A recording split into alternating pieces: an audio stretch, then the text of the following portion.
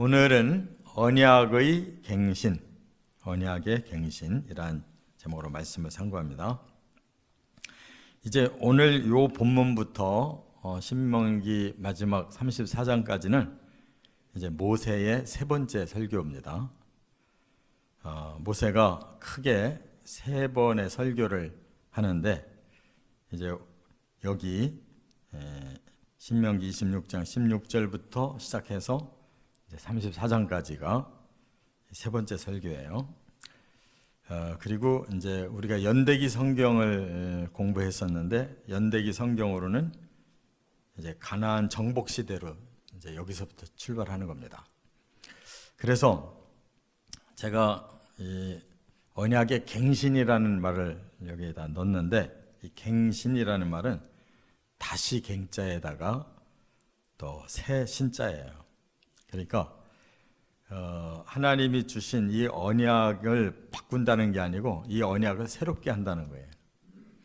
지금까지 이제 율법 언약에 대해서 모세가 집중적으로 이렇게 두 번째 설교에서 말씀을 했는데 그 언약을 마음에 다시 새로 품고 그대로 살아라.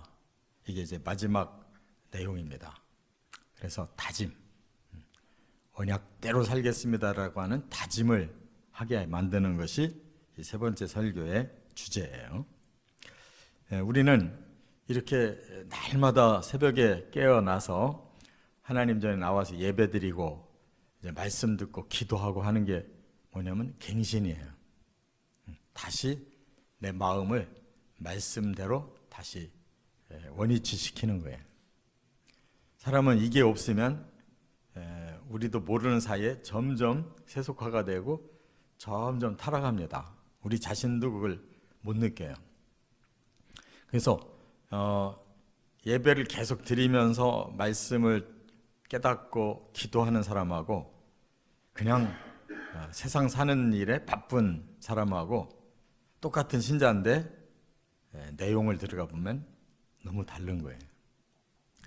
그러니까 늘 예배와 말씀과 성령의 기도가 있는 사람은 자신도 모르게 항상 갱신의 그 신앙생활이 가능합니다. 계속 말씀을 듣고 깨닫고 기도를 통해 주신 성령의 영감대로 순종하고 이 방향이 그렇게 잡혀 있는 사람하고 그냥 과거의 그 말씀, 과거의 은혜, 또 과거의 그 능력 이것만 그냥 마음으로 기억만 하고 나는 항상 하나님의 백성이다 이런 생각으로 사는 사람하고는 너무 다른 거예요. 그래서 항상 신앙생활은 갱신의 자세가 필요하다 그 말입니다. 그래서 오늘 이제 세 가지로 이렇게 언약을 설명하고 있어요. 첫째, 16절 상반절에 보면 언약의 내용을 다시 규정해 주셨는데 16절 상반절에 간단하지만 언약이 뭔가를 확실하게 말씀했어요. 오늘 내 하나님 여호와께서 이 규례와 법도를 행하라고 내게 명령하시나니. 이 언약이라고 하는 것은 하나님이 하나님의 백성에게 꼭 지켜야 될 규례를 주셨고 법도를 주셨다는 거예요. 그러니까 이 규례라고 하는 것은 하나하나의 자세한 그 하나님의 뜻을 가르쳐 주신 거. 그래서 우리가 그동안 많은 규례를 공부했잖아요. 그때그때마다의 그 시행 세칙이에요. 그리고 이제 법도라고 하는 것은 바로 그 언약의 방향을 말하는 그러니까 전체의 뜻을 가르쳐 주는 거예요. 그래서 우리가 우리나라의 법도 헌법이 있고 또 그 헌법 아래에 또 많은 법들이 있잖아요. 그것이 시행세칙과 같은 법이에요. 그렇기 때문에 뭐 형사적인 일은 형사사건으로 다루고 또 민사적인 일은 민사사건으로 다루잖아요. 그렇게 하나님의 말씀은 이렇게 규례와 법도로 구성되어 있다 이거예요. 그걸 우리는 그대로 실행하는 것이 바로 언약의 핵심이에요. 그것을 하나님이 명령하셨다는 것을 우리가 받아들이는 겁니다. 이게 언약이에요. 그래서 이 언약이라는 것은 서로 약속했다는 뜻이에요. 서로 약속했다. 하나님이 이렇게 하겠느냐? 우리는 네라고 약속한 거. 이걸 언약이라고 그래요. 그렇기 때문에 오직 하나님만 경외하고, 이것이 율법의 가장 첫째 핵심이에요. 그게 십계명에서도 첫 번째로 오직 하나님만 경외해야 된다. 그러니까 율법의 시작이며 이것이 율법의 전체 바탕이에요. 그래서 하나님 외에는 다른 신이 없고, 오직 하나님이 창조하시고 하나님이 구원하시고 하나님이 축복하신다. 이것을 여기서 말씀하려고 하는 거예요. 그럼 시행세칙은 몇 가지냐? 613가지로 나눠져 있어요. 그래서 성경에서는 613가지라고 안 하지만 구약의 학자들은 일적으로 율법은 다 세밀하게 이렇게 나누면 시행세칙이 613가지다 다 인정하고 있어요. 혹 614가지라고 하는 분들이 있는데, 그것은 이 율법서 밖에 딱 한 가지가 또 있어요. 말라기서에 그 한 가지 법을 더 보태면 614가지. 율법서에만 나오는 시행세칙을 다 나누면 613가지가 된다 그 말이에요. 이것이 이제 구약적인 언약입니다. 그런데 신약에 와서는 예수님이 우리에게 복음을 주셨어요. 복음은 이렇게 법적으로 우리에게 규례를 주신 게 아니고 믿으라고 주신 거예요. 그래서 우리는 그 법을 행할 능력이 없어요. 그렇기 때문에 이 법은 다 예수님이 행하시고 우리로 하여금 믿기만 하라는 거예요. 할렐루야. 이거 모르는 사람 너무 많아요. 율법과 복음을 구분 못하는 사람이 너무 많아요. 율법 따로 복음 따른 줄 아는데 아니에요. 율법은 하나님이 한 자도 더하거나 뺄 수 없는 하나님의 법이고, 복음은 그걸 우리 보고 행하라고 하셨었는데 행할 수가 없어요. 그래서 예수님이 대신 그 율법을 다 행하셔서 우리에게 믿기만 하면 행한 자로 인정을 하는 의로운 자를 만들어 주시는 방법이 복음이란 말이에요. 그렇기 때문에 이 언약의 내용은 구약과 신약이 하나지 둘이 아니에요. 신약에도 바로 믿어야 될 분은 여호와 하나님이에요. 두 번째, 16절 하반절부터 17절에 보면 언약의 준수를 강조하고 있어요. 그럼 더 구체적으로, 아까 이건 하나님의 명령이니까 너는 행해라 그랬는데 어떻게 해야 행할 수 있느냐를 여기 16절 하반절과 17절에 말씀한 거예요. 16절 하반절에 그런즉 너는 마음을 다하고 뜻을 다하여 지켜 행하라 그래요. 여기에서 더 새롭게 나오는 단어가 마음과 뜻을 다하라는 거예요.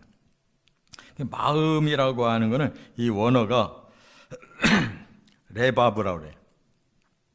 이것은 혼을 말해요. 혼. 우리 지정의를 말하는 거예요. 그러니까 우리 마음으로 지켜야 돼요. 또 여기 뜻을 다하라고 하는 것은 네페시라는 단어를 썼어요. 이거는 영이라는 뜻이에요. 영으로.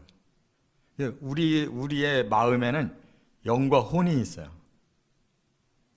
우리 혼으로도, 우리의 지식과 감정과 의지로도 그 율법을 지키고자 하는 이런 지정의를 최대한 발휘해야 되지만 그것만 부족해요. 그래서 하나님은 우리에게 영을 주시고 성령이 우리 안에 내 영을 지배하면 그게 행할 수 있는 힘이 생기는 거예요. 할렐루야. 그래서 구약에서도 바로 하나님이 성령을 주신 사람들, 그 사람들은 그렇게 지켜서 행한 거예요. 그런데 구약에서는 특별한 사람들에게만 성령이 임했기 때문에 일반 백성들은 그 능력을 체험치 못하고 그냥 자기 지정의로 행하려고 하니까 안 된 거예요. 그래서 하나님이 이제 새 언약을 주신 게 복음이고, 복음은 바로 예수님이 대신 행하셨고 성령이 우리에게 행할 능력을 주셔서 이제 복음을 우리는 믿고 따라가면 그 진리와 성령이 우리의 마음 속에, 우리의 영혼 속에 역사하셔서 이루어 가진다 그 말이에요.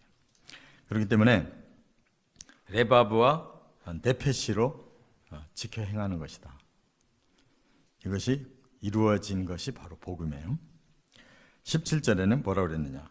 네가 오늘 여호와를 네 하나님으로 인정하고, 인정한다라는 말을 우리가 오해하면 안 돼요. 그 사실에 대해서 다 받아들인다는 뜻이에요. 사실에 대해 다 받아들인다. 그냥 내가 그냥 수긍한다는 뜻이 아니에요. 그거 자체는 우리는 보통 인정한다 그러면 그거 자체는 수긍한다 이런 걸 정도로 생각하는데, 인정한다는 것은 다 받아들인다는 거예요. 내 자신이 내가 해야 될 일로 다 받아들인다는. 그 다음에 그 도를 행하고, 그러니까 마음으로 믿는 것이 받아들이는 거고, 그 도를 행하는 것이 실천하는 거예요. 그렇게 해서 규례와 명령과 법도대로 이제 지키면, 그대로 살면 된다는 거예요. 그러기 위해서 우리는 해야 될 일이 뭐냐? 항상 하나님을 고백해야 되고, 하나님 명령대로 살겠다고 다짐을 해야 돼요. 그러니까 영적 신앙 고백이 필요하고, 우리의 마음, 지정의로 항상 다짐하면서 살면 하나님이 주시는 복을 누릴 수 있다. 이렇게 말씀했어요. 그러니까 이것이 실천에 따른 하나님의 그 보상이에요. 하나님의 말씀대로만 우리가 이렇게 실천해서 살면 하나님이 우리에게 복을 주신대요. 그런데 이 복을 우리는 물질적인 개념으로만 항상 생각하는데, 복도 달라요. 영적인 복이 있고 또 정신적인 복이 있고 물질적인 복이 있는 거예요. 사람은 항상 이 물질적인 복에 가장 민감해요. 그래서 그냥 건강해야 되고 장수해야 되고 돈 많이 벌어서 많이 누려야 되고 하는 것에만 자꾸 복이라고 개념을 생각하는데 아니에요.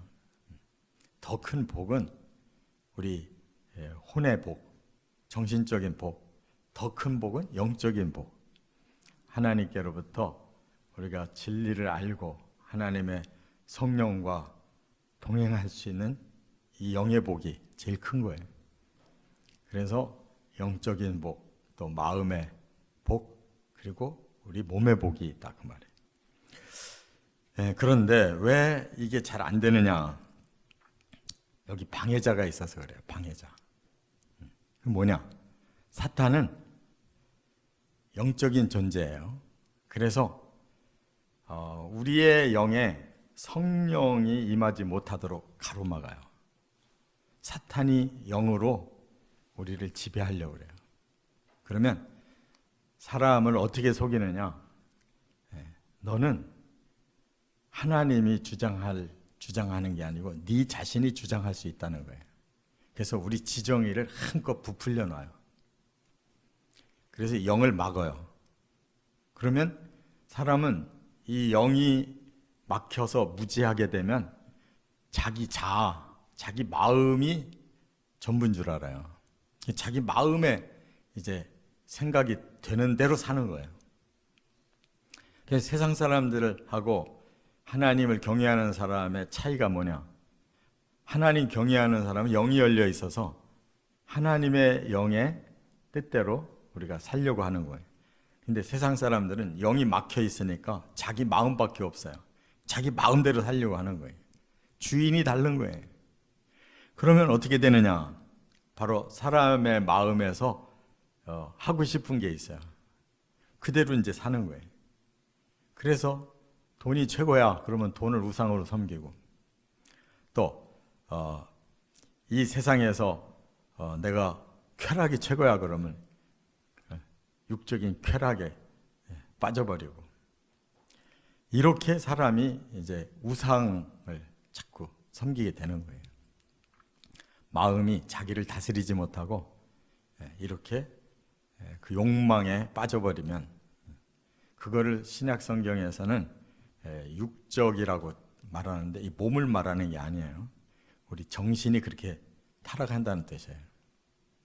그렇기 때문에 이렇게 돈에 빠지고, 또 쾌락에 빠지고, 또 자기 우월감, 자기가 신이라는 거예요. 자기 위에는 더 높은 자가 없어요. 그래서 자기 생각대로 살면 그것이 막 최고의 삶으로 생각해요. 이렇게 사람들이 우상을 섬긴단 말이에요. 이것을 우리가 깨뜨리고 하나님이 주시는 이 진리대로 우리가 우리의 영과 혼을 다 해서 이렇게 실천하는 게 중요하다. 세 번째, 여기 이제 그 복을 구체적으로 말씀했어요. 18절, 19절에 언약의 축복을 말씀했는데, 18절에 보니까 여호와께서도 네게 말씀하신 대로 오늘 너를 그의 보배로운 백성이 되게 하고 그랬어요. 이스라엘 보고 너희를 보배로운 백성이다 그랬어요. 이 보배라는 말은 아주 귀중한 걸 보배라고 그러잖아요. 귀한 존재를 보배라고 그래요. 그러니까 하나님이 이스라엘을 선택해서 보배를 만들려고 하시는 거예요. 그 보배가 뭐겠어요? 진리대로 살아서 하나님의 친백성다운 그러한 사람을 만들겠다는 거죠. 그래서 하나님께서 이스라엘을 샘플로 뽑은 거예요. 이 세상의 많은 사람들 중에서 그 보배를 먼저 모델로 삼으려고 뽑은 자들이 이스라엘이란 말이에요. 왜? 바로 아브라함의 믿음을 이어갔던 백성이기 때문에 그 믿음을 보시고 선택한 거예요, 이스라엘을. 그리고 하나님께서 보배로운 백성이 되기 위해서 그의 모든 명령을 지키라 확언하셨느니라 그랬어요. 그러니까 보배로운 백성은 그냥 하나님이 인정한다고 되는 게 아니고, 보배로운 백성답게 자기가 그런 자격을 갖춰야지 보배로운 백성이 되는 거예요. 그래서 그 자격을 갖추는 것이 명령을 지키는 것이다. 이게 확언, 그게 갱신이에요. 다시 확실하게 그 약속하신 것을 우리도 확실하게 받아들이고 따라가야 되는 거예요. 갱신이 필요한 거예요. 그러면 19절에 두 번째 복을 말씀했는데, 그런즉 여호와께서 너를 그 지으신 모든 민족 위에 뛰어나게 하사 찬송과 명예와 영광을 삼으시고 그랬어요. 두 번째 복은 뭐냐? 그 보배로운 백성이 되게 하시는 목적이 뭐냐? 모든 사람들을 위해서 본이 되게 하려고 하는 거예요. 너희를 뛰어나게 해서 모든 민족, 모든 사람들이 다 이스라엘과 같이 그렇게 하나님 경외하고 하나님께 축복받는 그런 모델로 삼겠다, 그 말이에요. 그리고 세 번째 복이 뭐냐? 그가 말씀하신 대로 너를 네 하나님 여호와의 성민이 되게 하겠다. 성민, 거룩한 백성이 뭐예요? 천국 백성을 말하는 거예요. 하나님 나라의 백성을 삼겠다. 그 1호가 이스라엘인 거예요. 그렇게 하나님이 사랑하시고 그렇게 축복하시고 그렇게 쓰시겠다고 약속을 주셨단 말이에요. 그런데 이들이 그대로 살았느냐? 아니잖아요. 가나안에 들어가니까 그냥 잘 사는 사람들이 막 우상을 섬겨서 그렇게 잘 사는 줄로 이제 알고 하나님 내려놓고 우상 섬기기 시작했잖아요. 그 역사가 장장 이제 남유다의 함락, BC 586년경에 남유다가 바벨론에 의해 함락당해요. 그래서 큰 획이 그냥 거기서 끊어진 거예요. 다시 후에 돌아오기는 해도 그 회복이 안 됐어요. 끝까지. 그래서 예수님 오신 거예요. 이와 같이 하나님의 언약은 이렇게 이스라엘에게 주셔서 이루려고 하셨지만 실패하시니까 결국 예수님을 보내서 다시 온 인류를 대상으로 하나님의 백성을 삼으시는 거예요. 직접 예수님을 통해서. 그래서 우리는 이 성민이라는 단어가 중요해요. 성스러울 성자에 백성민자인데 원어는 암카도시라고 그래요. 이 카도시라는 말은 구별됐다는 뜻이에요. 뭘로부터 구별됐느냐? 불의와 악과 더러움으로부터 구별돼서 의롭고 선하고 거룩한 자가 되는 것을 여기서 말씀하는 거예요. 저나 여러분이나 우리가 천국을 가기 위해서 점점 의로워지고 점점 선해지고 점점 거룩해지는 이 성화의 과정이 꼭 필요한 거예요. 뭘로? 예수님의 복음의 진리와 성령으로. 할렐루야. 이렇게 정리가 돼야 되는 거예요. 말씀이 정리가 안 되면 소용없어요. 그래서 우리는 바로 예수님의 이 복음의 갱신이 우리 안에서 날마다 주님이 부르시는 날까지 계속되면 성령과 동행하면서 의롭고 선하고 거룩한 하나님의 성민으로 점점 만들어져 가는 것입니다. 이게 꼭 있어야지. 이거 없으면 신앙이 중단되거나 퇴보되고 있는 거예요. 우리는 계속 갱신이 필요해요. 믿고 순종하시기를 주의 이름으로 축원합니다.